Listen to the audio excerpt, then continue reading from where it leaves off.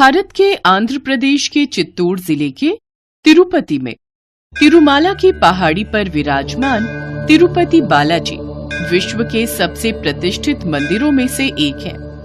तिरुपति बालाजी मंदिर 7 चोटियों से घिरा हुआ है, जिस वजह से तिरुपति बालाजी मंदिर को 7 पहाड़ियों का मंदिर भी कहा जाता है। तिरुपति बालाजी से प्राचीन की कई पौराणिक कथाएं जुड़ी हुई हैं। भगवान वेंकटेश्वर को विष्णु जी का रूप माना जाता है, जिन्होंने कलयुग के कष्टों से लोगों को बचाने के लिए अवतार लिया था।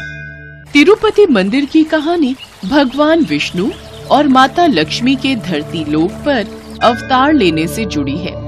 एक बार ऋषियों ने यह तय करने के लिए बैठक रखी कि त्रिमूर्ति ब्रह्मा, विष्णु और शिव में से कौन सर्वोच्च है। उन्होंने महर्षि भृगु को यह महत्वपूर्ण कार्य सौंपा, क्योंकि वह अपनी बुद्धिमत्ता और निष्पक्षता के लिए प्रसिद्ध थे। इसके बाद महर्षि भृगु तीनों देवों की परीक्षा लेने के लिए चल पड़े। महर्षि भृगु सबसे पहले ब्रह्मा जी के पास जाते हैं। वे न तो उन्हें प्रणाम करते हैं और न ही उनकी स्तुति करते हैं। ये देख ब्रह्मा जी को महर्षि भृगु पर बहुत क्रोध आता है। उनका क्रोध इतना बढ़ जाता है कि मुख बिल्कुल लाल हो जाता है।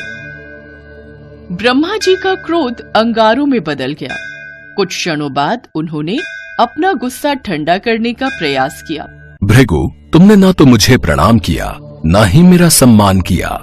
ऐसा करके तुमने मेरा अपमान किया है। फिर भी मैं तुम्हें इसलिए क्रोधवश कुछ नहीं कह रहा हूँ, क्योंकि तुम मेरे पुत्र हो। इसी कारण मैं अपने क्रोध को दबा रहा हूँ। मैं यही देखना चाहता था ब्रह्मदेव कि आप मेरा ऐसा आचरण देख अपने मुख पर क्रोध रोक पाते हैं या नहीं। अब मुझे आज्ञा दीजिए। ब्रह्मा जी से भेंट करने के बाद महर्षि भृगु भगवान शिव से मिलने कैलाश पहुँचे। भगवान शिव ने जैसे ही महर्षि भृगु को आते देखा, वे प्रसन्न हो गए और भृगु ऋषि का आलिंगन करने लगे। पधारिए महर्षि भृगु, आपका स्वागत है। मेरा आलिंगन स्वीकार कीजिए। महादेव, आपने हमेशा ही धर्म और वेदों की मर्यादाओं का उल्लंघन किया है।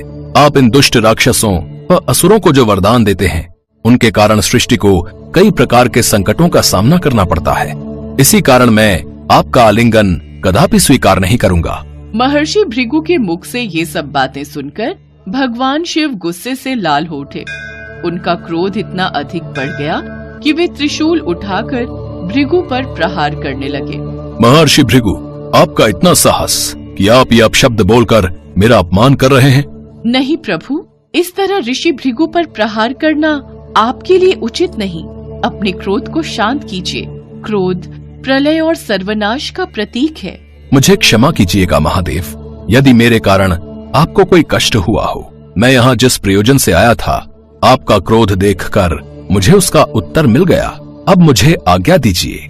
इस घटना के बाद महर्षि भृगु ने बैकुंठ धाम की ओर प्रस्थान किया। बैकुंठ पहुंचने पर ऋषि भृगु ने भगवान विष्णु को सोते हुए पाया और देवी लक्ष्मी उनके पैरों को दबा रही थी। क्रोध के आवेश में और विष्णु के धैर्य और महानता की परीक्षा लेने के लिए महर्षि भृगु ने भगवान की छाती पर लात मारी, जहाँ लक्ष्मी भाग्य की देवी के रूप में निवास करती है। भगवान विष्णु ने अपने नेत्र खोले और ऋषि भृगु के पैर पकड़कर बोले, प्रिय ऋषि भृगु, यदि मैंने आपको कोई असुविधा पहुंचाई हो तो मैं क्षमा चाहता हूँ। कृपया मुझे आपके मेरी छाती पर प्रहार करने के कारण आपके पैर में होने वाले दर्द को कम करने दीजिए। भगवान विष्णु की विनम्रता और क्षमा से स्तब्ध ऋषि भृगु अपने कृत्य के लिए पश्चाताप से भर गए। भगवान विष्णु महर्षि प्रभु के चरणों को दबाने लगे। अपने प्रति प्रेम देख महर्षि भृगु की आंखों में आंसू आ गए। उन्होंने महसूस किया कि भगवान विष्णु सर्वोच्च देवता थे, जो सभी प्राणियों के लिए सहिष्णुता, क्षमा और सुरक्षा के प्रतीक थे। महर्षि भृगु बिना कुछ बोले वहां से वापस लौट आए। उन्हें अपने प्रश्न का उत्तर मिल चुका था, परंतु महर्षि भृगु के इस तरह के व्यवहार से देवी लक्ष्मी क्रोधित हो गई। वे अपने निवास स्थान भगवान विष्णु की छाती के प्रति ऋषि के अनादर पूर्ण कृत्य से प्रसन्न नहीं थी। वे भगवान विष्णु से रूठ गईं और उनका और बैकुंठ का त्याग करके पृथ्वी लोक पर आ गईं और वहां तपस्या में लीन हो गईं। भगवान विष्णु भी उन्हें ढूंढने के लिए बैकुंठ छोड़कर धरती पर आ गए। उन्होंने माता को जंगलों और पहाड़ियों पर ढूंढा, लेकिन माता लक्ष्मी कहीं नहीं मिली। बाद में भगवान विष्णु एक पहाड़ी पर रहने लगे, जिसे आज वेंकटाद्रि के नाम से जाना जाता है। कहा जाता है भगवान विष्णु श्रीदास के रूप में चींटियों की बांबी में विश्राम करने लगे। वे दिन पर दिन बहुत ही कमजोर हो चुके थे। ब्रह्मा जी और शिव जी से विष्णु जी की ये हालत देखी नहीं गई। माता लक्ष्मी को ढूंढने में भगवान विष्णु की मदद करने ब्रह्मा जी और शिव जी गाय और बछड़े का रूप धारण कर धरती पर आ पहुँचे। यह गाय राजा चोल के पास थी, लेकिन एक रोज उस गाय ने दूध देना बंद कर दिया। पौराणिक कहानियों के मुताबिक वो गाय एक पहाड़ी पर जाकर अपना सारा दूध भगवान विष्णु को पिला देती थी। महाराज, जो गाय और उसका बछड़ा जंगल से मिले थे, उस गाय ने अब दूध देना बंद कर दिया है और रोजाना ही न जाने वो गाय अपने बछड़े के साथ कहाँ गायब हो जाती है और कुछ देर बाद ही लौट आती है। ऐसा कैसे हो सकता है? तुम्हें उस पर नजर रखनी चाहिए कि आखिर वो दूध क्यों नहीं दे रही और रोजाना वो कहाँ जाती है। मुझे पूरी खबर दो। सेवक ने गाय का पीछा किया। उसने देखा कि गाय अपना सारा दूध चींटियों की उस बांबी में गिरा देती है, जिसमें भगवान विष्णु श्रीनिवास के रूप में विश्राम कर रहे हैं, ताकि भगवान विष्णु गाय का दूध पी सके और उनकी भूख मिट सके। सेवक सब कुछ देख लेता है और गुस्से में आकर उस गाय की तरफ कुल्हाड़ी फेंकता है, लेकिन तभी भगवान विष्णु प्रकट होते हैं और गाय को बचाने में वो कुल्हाड़ी उनके माथे पर लग जाती है।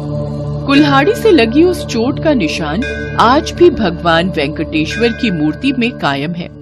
भगवान विष्णु को कुल्हाड़ी लगते ही सेवक वहां से भागकर सीधा राजमहल पहुंचा और उसने सारी बात राजा चोल से कही। सेवक की बात सुनकर राजा चोल हैरान रह गए और घबराहट में भगवान विष्णु से क्षमा मांगने के लिए उस स्थान पर पहुंचे। क्षमा कीजिए प्रभु, क्षमा कीजिए, ये सब अनजाने में हुआ है। क्षमा कीजिए भगवान, आप तो साक्षात नारायण हैं, आप तो क्षमा देने वाले हैं, आप तो करुणा के अवतार हैं, मेरे आराध्य देव हैं। भगवान विष्णु ने राजा चोल को क्षमा कर दिया और एक वरदान भी दिया। मैं तुम्हें क्षमा करता हूँ और एक वरदान देता हूँ कि तुम अपने अगले जन्म में अकसा के राजा के रूप में पैदा होगे। तुम्हारी एक पुत्री होगी जिसका नाम होगा पद्मावती और तुम्हारी पुत्री पद्मावती का विवाह मेरे अवतार वेंकटेश्वर से होगा। और फिर राजा चोल ने अक्सा राजा के रूप में अगला जन्म प्राप्त किया और देवी लक्ष्मी ने पद्मावती के रूप में उनके घर में जन्म लिया। समय बीता, इधर पद्मावती बड़ी हुई, उधर श्रीनिवास यानी कि भगवान वेंकटेश्वर, जो कि भगवान विष्णु के ही अवतार थे, उन्होंने सपने में राजा को वो वरदान याद दिलाया जो उन्होंने राजा चोल को पिछले जन्म में दिया था। राजा को भगवान विष्णु की कही बात याद आ गई और फिर उन्होंने श्रीनिवास और राजकुमारी पद्मावती के विवाह की बात को स्वीकार कर लिया।